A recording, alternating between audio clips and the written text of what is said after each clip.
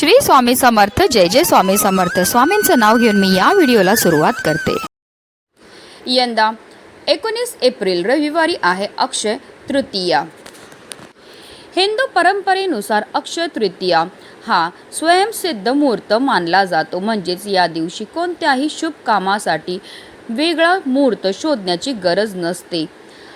या दिवशी केलेले प्रत्येक शुभ कार्य आयुष्यात सुख, संपत्ती, यश आणि सौभाग्य वाढवत असतं. अक्षय या शब्दाचा अर्थ आहे ज्याचा कधीही क्षय होत नाही. या दिवशी केलेल्या दानाचे, पुण्याचे आणि शुभ कार्याचे फळ अनंत काळ टिकते.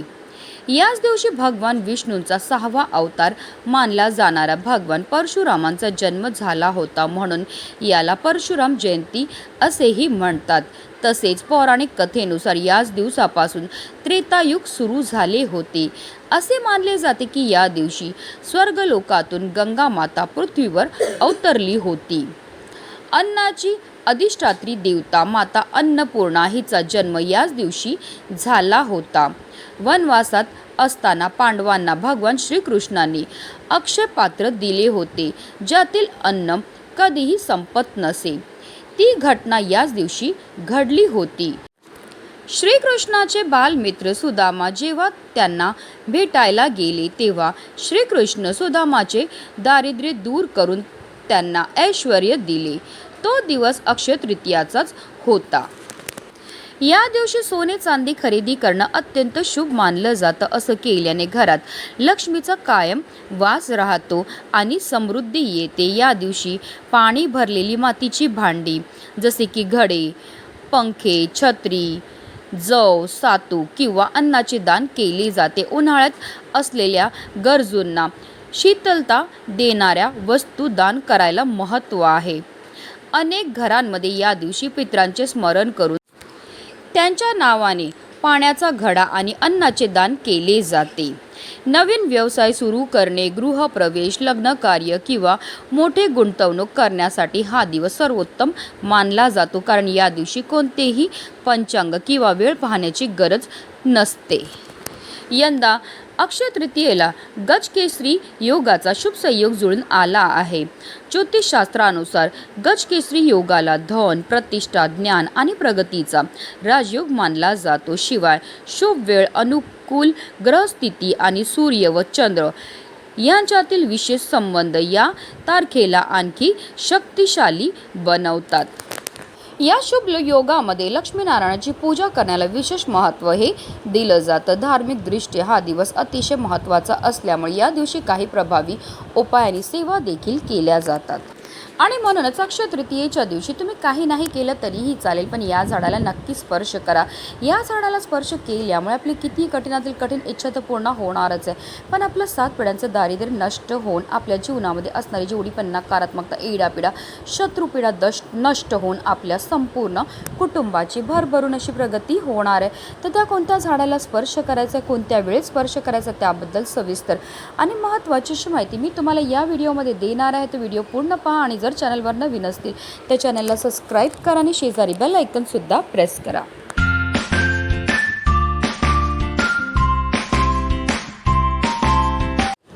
पुराणात झाडांना अत्यंत पवित्र आणि पूजनीय मानून त्यांचा संबंध सर्व देवी देवतांशी जोडण्यात आला आहे. हिंदू धर्मानुसार सर्व झाडांमध्ये, वनस्पतींमध्ये देवता वास करत असतात ज्यांच्या पूजनाने संबंधित देवता किंवा देवतेचा आशीर्वाद मिळतो. यासोबतच ही झाडं आणि वनस्पती नवग्रहांशी संबंधित आहेत आणि त्यांच्याशी संबंध दूर करून शुभ फळ प्रदान करतात.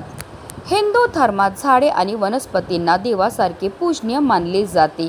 असे मानले जाते की विविध प्रकारची वृक्षांमध्ये देवदेवतांचा वास असतो ज्यांच्या पूजनाने व्यक्तीवर दैवी कृपा होते आणि त्यांच्या सर्व मनोकामना पूर्ण होतात. या वृक्षांमध्ये सर्वात पहिलं वृक्ष म्हणजे बेलाचं. बेलाच्या वृक्षाची उत्पत्ती ही माता पार्वतीच्या घामापासून झाली आहे. स्कंद पुराणानुसार माता पार्वती ही नवदुर्गाच्या स्वरूपात आहे. बेलाच्या झाडाच्या फांद्यांमध्ये माता पार्वतीचा निवास असतो. मुळांमध्ये ब्रह्मदेव, खोडामध्ये श्रीहरी विष्णू आणि संपूर्ण वृक्षामध्ये महादेव निवास करतात. तिने सांजेच्या वेळेस शिव मंदिराच्या जवळ असलेल्या बेलाच्या झाडाजवळ किंवा अगदी दुर्गा देवीच्या मंदिराच्या येथे असलेल्या बेलाच्या झाडाजवळ जर आपण दिवा प्रज्वलित केला तर त्यामुळे व्यक्ती धनवान, गुणवान आणि पराक्रमी बनतो.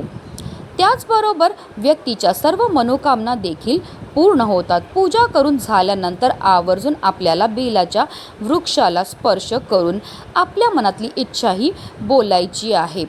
पुढील झाड म्हणजे शमीचे. शमीचे झाड हे जगदंबेचे स्वरूप मानले गेले आहे.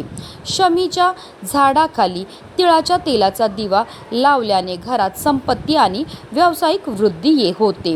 त्याचबरोबर आपल्याला शमीच्या झाडाला धूप, दीप, अगरबत्ती अर्पण करून घ्यायची आहे. तसेच शमीच्या झाडाच्या मुळांना आपल्याला कुंकू हे अर्पण करायचे. हे कुंकू अर्पण केल्याने आपल्याला आरोग्याची प्राप्ती होते.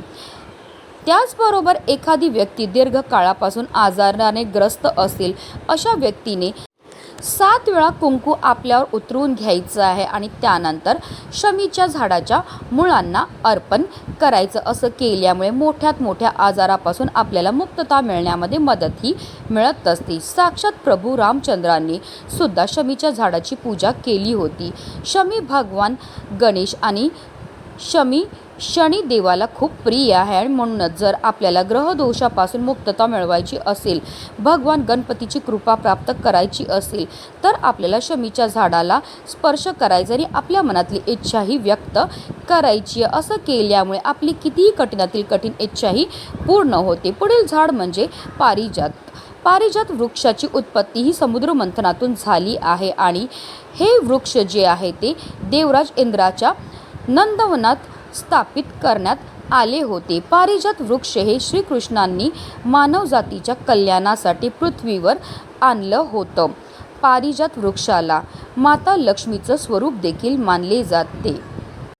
कारण ज्याप्रमाणे पारिजात वृक्षाची उत्पत्ती समुद्रमंथनातून झाली होती त्याचप्रमाणे माता लक्ष्मीची उत्पत्ती सुद्धा समुद्रमंथनातूनच झाली होती आणि म्हणूनच पारिजात वृक्षाला माता लक्ष्मीचं स्वरूप सुद्धा म्हटलं जातं.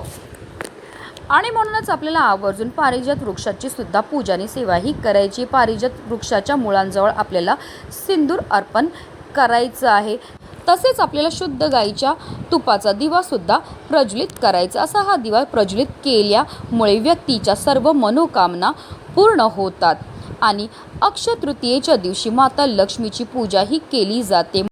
म्हणूनच आपल्याला पारिजात वृक्षाला आपल्या दोन्ही हाताने स्पर्श करायचा आणि आपल्या मनातली इच्छाही बोलायचे. पुढील झाड म्हणजे तुळशीचे. हिंदू धर्मात तुळशीला महत्त्वाचे मानले जाते. असे म्हटले जाते की ज्या घरामध्ये तुळशीचे रोप असते तिथे देवी लक्ष्मीचा वास करतो. त्यामुळे घरात नेहमी सुख, समृद्धी आणि शांती नांदते. आणि श्रीहरी विष्णूंना सर्वात प्रिय आहे ती म्हणजे तुळस आणि तुळस म्हणजे साक्षात माता लक्ष्मीचं स्वरूप असतं. आणि म्हणूनच आपल्याला आवर्जून अक्षय तृतीयेच्या दिवशी तुळशीची सुद्धा पूजाही करायची. तुळशीजवळ आपल्याला शुद्ध गाईच्या तुपाचा दिवा हा प्रज्वलित करायचा आहे. तिळ, हळद, कुंकू, अक्षदा, धूप, दीप, अगरबत्ती दाखवून घ्यायची आणि त्यानंतर आपल्याला तुळशीला जल अर्पण करायचं. जल अर्पण करताना सुद्धा आपल्याला ओम नमो भगवते वासुदेवाय नमः या मंत्राचा जप करायचा. तुळशीभोवती आपल्याला 11 प्रदक्षिणा मारायच्यात. या प्रदक्षिणा मारताना सुद्धा आपल्याला निरंतर ओम नमो भगवते वासुदेवाय नमः या मंत्राचा जप करायचा. अशा हा प्रदक्षिणा मारल्यामुळे आपल्याला जन्म मृत्यूच्या फेऱ्यातून मुक्तताही मिळत असते. त्यानंतर आपल्याला तुळशीला स्पर्श करायचा आणि आपल्या मनातली इच्छाही व्यक्त करायची आहे. अशा रीतीने या काही पवित्र वृक्षांची आपल्याला अक्षय तृतीयेच्या दिवशी आवर्जून पूजाने ही सेवा करायची आहे. ही सेवा केल्यामुळे आपल्या सर्व इच्छा मनोकामना तर पूर्ण होतातच होतात, पण आपल्यावर श्रीहरी विष्णू आणि माता लक्ष्मीची भरभरून कृपाही होत असते. त्यांच्या कृपेने आपल्या जीवनामध्ये असणारी जेवढी पण नकारात्मकता, इडापिडा, दोष, दारिद्र्य दूर होतं आणि आपल्या संपूर्ण कुटुंबाची भरभरून अशी प्रगती व्हायला लागते. तुम्हाला सर्व झाडांना स्पर्श करणं किंवा पूजा करणं शक्य नाही झालं तर किमान एक झाडाची तरी तुम्हाला आवर्जून पूजाही करायची. म्हणूनच व्हिडिओ जास्तीत जास्त लोकांपर्यंत शेअर करा. श्री स्वामी समर्थ.